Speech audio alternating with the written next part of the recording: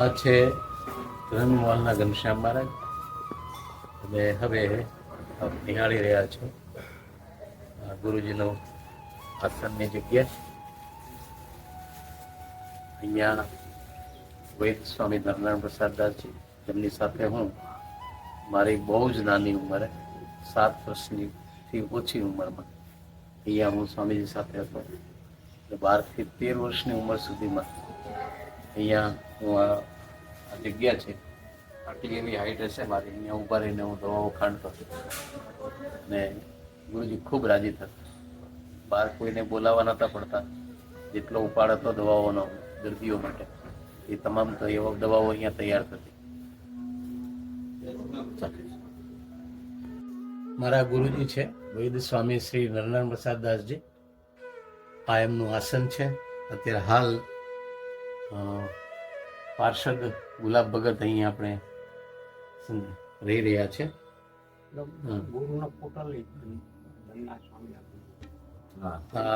હરિચરણદાસજી સ્વામી મારા દાદા ગુરુજી,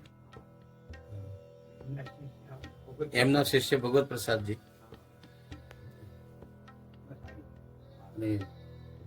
અહીં આ જગ્યાએ નાનો એવો કબાટ રહેતો જેમાં દવાઓ રાખતા હતા અને અહીંયા એમનું આસન હતું. સ્વામીજી આરામ કરતા અહીંયા, અને અહીંયા બેસીને, આ જગ્યાએ બેસીને દર્દીઓના નિદાન થતા. નિદાન કર્યા પછી એમને દવાઓ અપાતી. શરૂઆતમાં જ્યારે દર્દી દાખલ થાય, લઈ જાઓ ને ત્યાં કેમેરો, અહીંયાથી દર્દી દાખલ થાય એટલે સ્વામીજી અહીંયા બેઠા બેઠા જ એમને શું તકલીફ છે એ કહેવા માંડતા. પહેલા એમના પોતાના કાગળમાં લખતા અને પછી દવાઓ લખીને મને આપતા. માફ કરજો. એ પ્રમાણે હું દવાઓ તૈયાર કરતો. થોડા વર્ષ પછી એવું થયું કે સ્વામીજી રોગો બોલે એ હું લખતો જાઉં અને પછી સામે દવાઓ લખીને ગુરુજીને બતાવું કે આ પ્રમાણે જ ને. એટલે ખૂબ રાજી થતા સ્વામી, કારણ કે 2-3 વર્ષની અંદર તો કયા રોગમાં કઈ દવા આપવી એ મને ખ્યાલ આવવા માંડ્યો હતો. એટલે ગુરુજીના ખૂબ આશીર્વાદ હતા. અને એમના જે શિષ્યો છે એ વખતે 2-3 જણ હતા અમે, એમાં વૈદકનો વારસો મને ગુરુજીએ આપ્યો છે. આ જ જગ્યા જેથી આપણે નિદાન થતા અને સારવાર થતી. અને અહીં મહારાજની મૂર્તિ છે. હા, ગુરુ શિષ્ય પરંપરાના દવાખાનું છે. અમારા કેશવલાલ, કસ્તુરભાઈ અને હસમુખભાઈ 3 ભાઈઓ હતા. એમાં કસ્તુરભાઈને પેરાલિસિસનો આંચકો આવી ગયેલો, બહુ નાની ઉંમરમાં આવી ગયેલો. એટલે સ્વામીજીએ એમને ફક્ત ભક્તિથી જ મટાડ્યું. રોજે સવારે જેટલી મૂર્તિઓ છે એ બધી મૂર્તિઓને એક ગુલાબનું ફૂલ અને એક ગુલાબનું ફૂલ અહીંયા અમે મીણ લગાડીને એમાં ખાંચો આપેલો, એમાં તમે ફૂલ રોજે એમાં મૂકી શકો. તો એમને 1 વર્ષમાં ચાલતા કરી દીધેલા. એવા બહુ નજર સામેના બહુ બધા કિસ્સાઓ છે. આ એક યાદ આવ્યો તમને કીધું. આગળ ક્યાંય તમે જે કીધું મને ગઈ વખતે આપણે જે હું લઈ ગયો બધું, ત્યારે તમે કીધેલું કે તમે આ જે વારસો છે એ તમારે સંભાળવાનો છે, જે કંઈ કરતા હોય બંધ કરી દે. હા, આમાં કેવું હોય કે મને દવા પરંપરા તમે આજે સમાજ સેવા કરો તો તમારું કેવું આવે ને.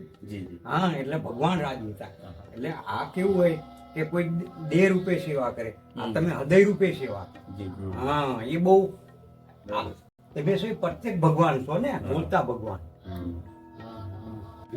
કે પણ એ સેવા બહુ સારી કરે છે. એટલે કે આપણી જે વસ્તુ હોય એમને આપી દેવી અમારે. અને આ બધું કેવું ભગવાને સેટિંગ કરી આપે, હું તમે ના કરો. ના, બરાબર છે. એ અંદરથી ભગવાનની પ્રેરણા. જી જી જી. અને આવું ગુરુની પરંપરા, આપણું મંડળ એવું છે કે બધાએ નિસ્વાર્થ સેવા કરી. જી જી જી. કોઈ અપેક્ષા નહીં. ના, આજે હું છું પણ એવી જ રીતે. બરાબર. કે વૈદ ના બની શકો પણ બીજી સેવા કરી શકો છો ને. હા, એ મહત્વનું. આ બારી રહી ને, લઈ જાઓ કેમેરો. અહીંયા મારું આસન હતું, અહીંયા હું સૂતો અને અહીંયા કબાટ જેવું આજુ પાટણ અહીંયા મારા પુસ્તકો ને બધું રહેતું. અને અહીંયા હું જ્યારે શ્લોકો ગોખતો હોઉં અને ગોખતા ગોખતા મારું ધ્યાન ક્યાંક બીજે ગયું તો પ્રદક્ષિણા ફરતા જે સંતો છે એ સંતો ત્યાંથી બૂમ પાડે, બટુકજી કેમ, ક્યાં ધ્યાન ગયું, તમને અમે સાંભળીએ છીએ. હા, એટલે પ્રદક્ષિણા ત્યાં સંતો ફરતા હોય ને અહીંયા મને ટોકતા. અને અહીંયા સામે હરિપ્રસાદ સ્વામી હતા, યોગી. એમને મેં આસન કરતા જોયા અને એમની કોપી મારી. એ જ આસનો તરત એ જ રીતે, એ ઉપરના ભાગે અગાસીમાં. અને એ જોઈને મારા પગ ઉપર હશે, શીર્ષાસન કરેલું હશે, તો હરિપ્રસાદ સ્વામી અહીંયા આવ્યા, ગુરુજીને લઈને ઉપર આવ્યા, બે સંતો પાછળ આવીને શાંતિથી બેસી ગયા, બોલ્યા નહીં કાંઈ. જ્યારે મેં આસન છોડ્યું એટલે એમની તરફ મારો ચહેરો જતા મેં બંને સંતોને જોયા એટલે હું ડઘાઈ ગયો કે હમણાં વટશે. પણ બંને સંતોએ માથા પર હાથ મૂક્યા, બહુ રાજી થયા. આ કેવી રીતે તમે કર્યું? મેં કીધું તમને સ્વામી જોઈને. એટલે સ્વામીએ બહુ આશીર્વાદ આપ્યા, હરિપ્રસાદ સ્વામી. અને હરિપ્રસાદ સ્વામીને મેં આચાર્ય શ્રી તેજેન્દ્ર પ્રસાદજી મહારાજની સામે વસ્ત્ર ધોતી, જલ નીતિ, સૂત્ર નીતિ એ પ્રદર્શન કરતા મેં જોયેલા છે. બહુ અલમસ્ત શરીર હતું પણ બધું કરતા જાતે. બહુ સરસ, સારા યોગી હતા અને સામે જ હતા. આજે લાખોને કેટલા આશીર્વાદ મળે છે. બહુ મોટી સંખ્યા હા. છે દર્દીઓની, બહુ મોટી જો સંખ્યા. મંદિર હવ બનાવે, સ્કૂલ હવ બનાવે, પણ દવાનું આયુર્વેદિક બહુ ઓછું હોય. હા, હા. લોકોને અવેરનેસ નથી, એટલી હા. જાગૃતિ નથી. અને આ સેવા તો બહુ અઘરી છે. હા, અને મન તન ધનથી ત્રણની સેવા કરવાની. જી. ખાલી હા. મને કામ ના આવે, ના. ખાલી શરીરે કામ ના આવે, ખાલી ધને ના કામ આવે. ત્રણ પ્રકાર હોય તો જી જી. અને આ મારા તો અમથાય રાજી છે તમારી પર. હા. હા, એમાં કઈ સર્ટિફિકેટ ની જરૂર નથી.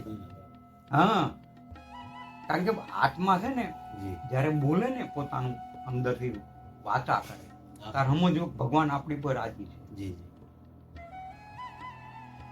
એ બહુ, અને ગુરુની કૃપા રહેલી જ હોય. હા, 100%. હા, મને ક્યારેય એવું નથી લાગતું કે ગુરુજી મારી સાથે નથી.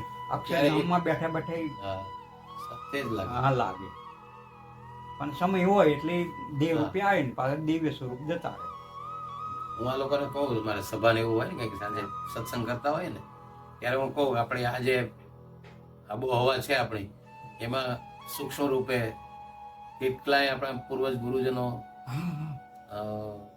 મોટા યોગીઓ, ભગવાન પોતે કેટલા અહીંયા હાજર હોય, આપણને ખબર ના હોય. કયા સ્વરૂપે આપણે કઈ હા, નક્કી જ એ ના ખબર હોય.